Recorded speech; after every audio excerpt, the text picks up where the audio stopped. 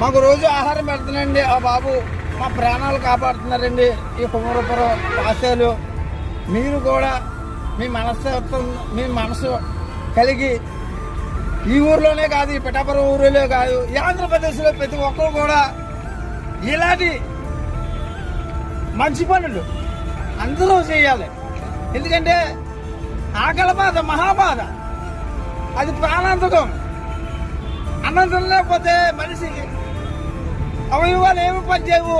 చివరికి మనిషి చచ్చిపోవడానికి కారణం అన్నం లేకపోవడమే. అంతే కాబట్టి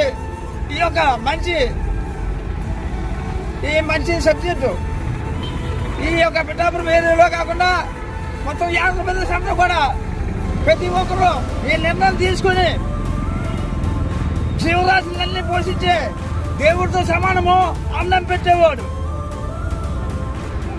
జీవరాశులు పోషించేవాడు దేవుడైతే మా దేవుడిలాగా ఆకలి తీసేయండి.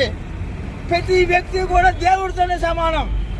డబ్బు ఉంటుంది, అన్నీ ఉంటాయి, కానీ వాటి వల్ల ఏ సుఖం లేదు. అన్నమే ఈ యొక్క జీవికి ఆధారం, అన్నమే గాలి పట్టడానికి ఆధారం, దారం. ఈ జీవికి ఆధారం ఆహారం. అందరూ కూడా ఇలాంటి మంచి సంకల్పన కలిగి ఉండాలని ఈ ఆంధ్రప్రదేశ్ ప్రజలకి నేను తెలియజేసుకుంటున్నాను. జై గురుదేవ దత్త.